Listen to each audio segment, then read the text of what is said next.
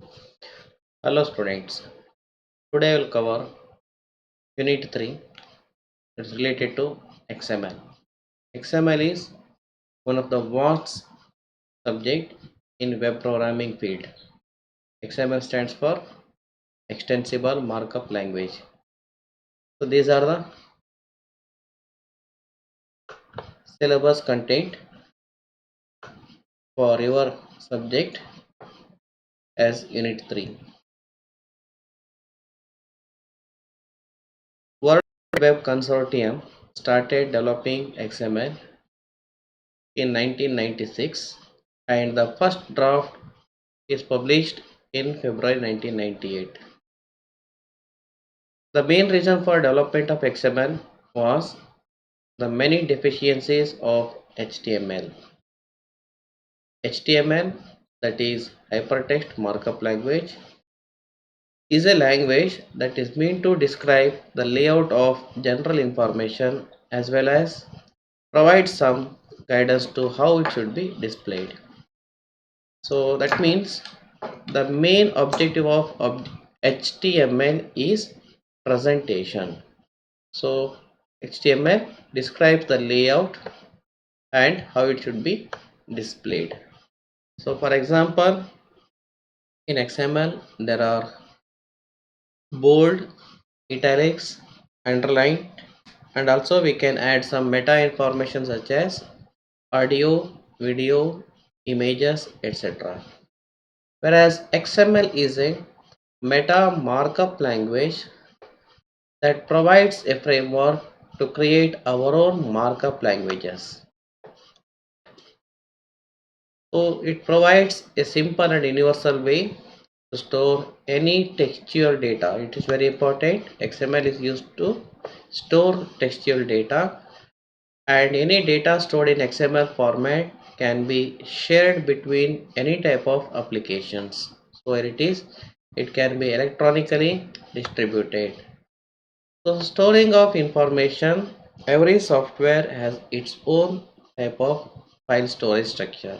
For example, database software such as MySQL has its own format of storing the information.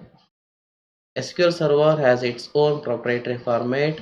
Similarly, word processing software, spreadsheet softwares all are having their own storage structure.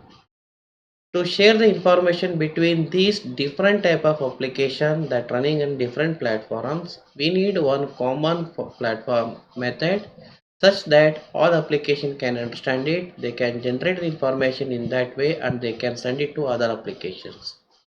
For that reason XML is defined. But very important point, XML itself is not a language, it is a meta markup language. So using this we can create our own languages. So that means here is XML itself has no tags. The designer must define a collection of tags that are useful in intended area. So what is your area? That is very important. If your field of work deals with medical informations, medical terminologies, then you have to create your own set of tags that describes the meaning of those informations. Likewise, if it's related to music, then you have to create your own set of tags that is understandable to that tags.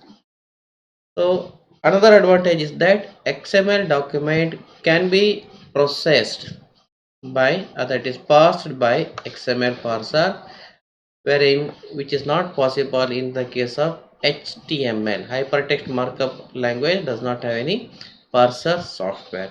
Whereas for XML we can have our own type of parser such that whether it follows the strict rules specified by W3C.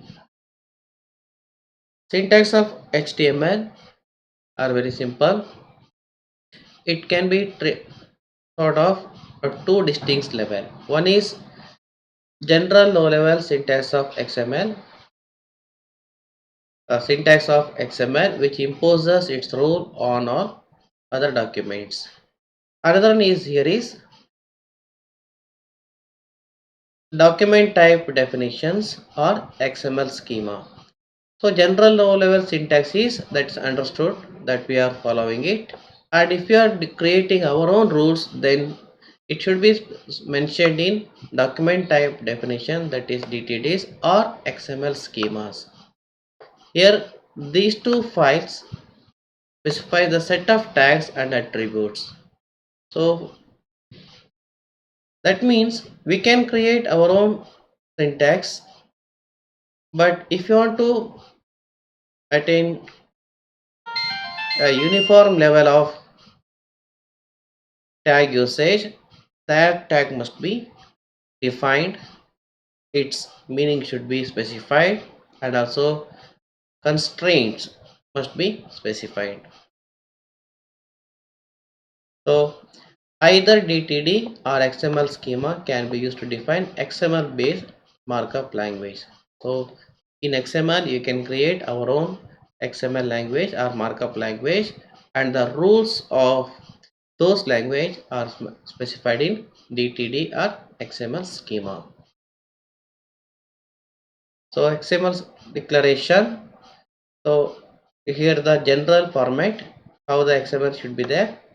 Here is XML declaration identifies the document and provides version number of the XML standard used, and also optionally the encoding method. And XML declaration appears as the first line. So this is the declaration, it must appear as the first line of the document. Comments is exactly same as that in the HTML, and we are using XML names, which is used to name the elements and attributes. And we are already familiar with the variable name rules. Similar one is also used here. Is here XML name must begin with the letter or underscore and can include digits, hyphens and periods, but no other special characters or white space characters. Very important point here is you should remember that XML names are case sensitive. If we declare body in these three types, then these are all distinct names. Whereas in HTML, which is case insensitive, all these elements are considered as same element. Let's go for a small example. Okay, or not it complete. See, this is the single root element. Every XML document defines a single root element, while opening tag appears the first line of the XML code. All other elements must be nested inside the nested element. And root element name is the name that you have chosen, and XML tags, just like in XHTML, are surrounded by angle brackets. Every document element must have a closing tag. Every XML element must have one closing tag, and if the element does not contains any information, that is does not include any content, it must have closing element like this, closing like here. And XML tags can have attributes which are provided similar to name and value assignments. As with the XML, XHTML or HTML, all attributes must be enclosed by either single or double quotation. Example, observe here, this is the example file. The first line specifies the version of the XML version and encoding, that is UTF-8, and in this AD is the root element of the XML document. These are all the XML element or XML names: year, make, model, and these encloses some information. For example, year closing tag is here and it encloses some information 1916. So likewise here is in the make, and this is the content and the element name here is specified. like this. This is the opening bracket, opening tag, and this is closing tag. And an element can have sub elements or sub tags. Here location has two sub elements, that is city and state. And after the sub elements, the enclosing tag must have a proper closing tag. And this is the end of the root element. So this is the XML structure. It contains some informations.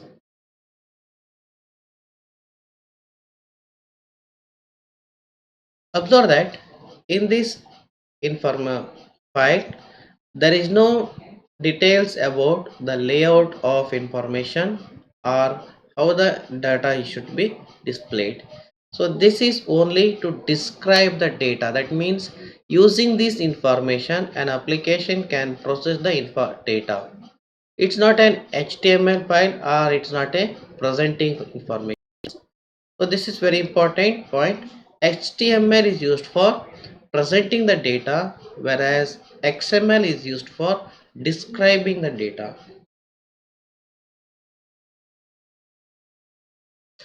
So here is some example for XML tags and their attributes. Observe that this is the comment, same as in the HTML, and patient is the XML element or row element here is, and it has an attribute here is name and value. So this is the name and its value. I can write this attribute as an element, that is sub element, like here. See here name, I will use name as the sub element or child element, and the enclosed value is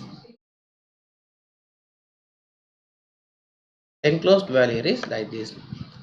Observe that when I specify as an attribute, name attribute, the string textual data is enclosed by double quotes. Whereas here if I write as an tags, then I don't need to use double quotes here. And the last one here is the same element can be again splitted into furthermore child elements of name. Here Rajesh, Naresh and Pandit. Here is first indicate that it's the first name, and this is the middle name and last name. So once again I'll go back to the first one. So here is same data is provided in three different ways. This is the simplest one, where attribute and values are used. Here attribute values is used as the internal data in the second example, and in the third example same are splitted into furthermore individual words, that is first, mid and last. So in the previous there is no child elements, but the patient element providing the same information. In the second example, the attribute values are inserted as a child element, and this provides the information. And in the third example, which is the most useful one, and actually this type of XML data is highly recommended, because in this case I will get the information in three different pieces. So the processing of information will be much easier at the application side. An XML document can utilize two auxiliary files. One here is schema file, for example DTD or an XML schema. Schema file which defines the tag set and structural syntactic rules. Another one is style sheet. So style sheet usually it's optional part, and it provides some information how it is to be printed or displayed. Style sheet, you already practiced style sheet in the HTML experiment, that is CSS. Same CSS logic also utilized in XML also. If you want to display the XML as it is, and if you want to get the printout with some formatting, then you can apply style rule for the XML file. Whereas in the case of HTML, where you specifying the style rule for the HTML tags, whereas in XML, we will apply the style rule for the XML element names that we have defined. An XML document can consist of one or more entities. So ranging size from single character a chapter of book. So if you are specifying the or providing the information at a large scale, then instead of giving it as a single file, you can split into different entities or different files. In that entities may be of different type, and one of the entities is known as document entities, that is we are dealing with directly, which represents the document. And the reasons for breaking a document into multiple documents is that it is very easier to develop it and it is more manageable. And along with that, some information cannot be represented as textual data, for example images. So the information that cannot be displayed as a textual data, such type of information are known as binary data, and any entities which specifies such type of entity, that is binary data, that is called here is binary entities. Whenever the XML processor or processor encounters name of a non-binary entity in a document, it places its name with value it references. That means we cannot insert the image directly with the XML file. So we will provide one reference. So that reference is provided the information about the binary entities. Whenever the binary entities are encountered by XML, it provides to the corresponding application to deal with those information. For example, if it is related to image, then the display the image is hand over to browser, because browsers are able to display the images in its window. So the most important point, XML parsers or XML processors deal only with text. Document type definitions is a oldest method which is not used nowadays. It is already obsoleted by W3 organizations, but it is better to understand why document type definition is used in the earlier days. It provides structural rules called as declarations. DTD provides structural rules and set of elements and attributes that can appear in a document, as well as how it is elements are related to one another. So elements and attribute may appear. That means we are declaring the elements and also their attributes. And also it has the support for entity definitions.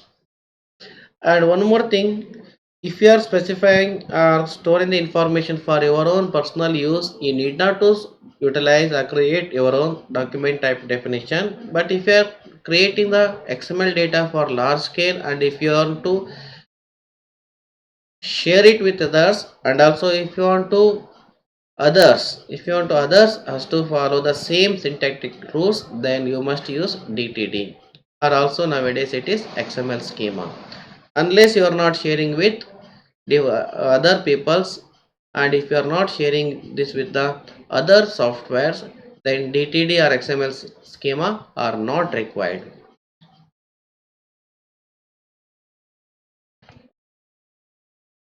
A DTD can be embedded within the XML document, and in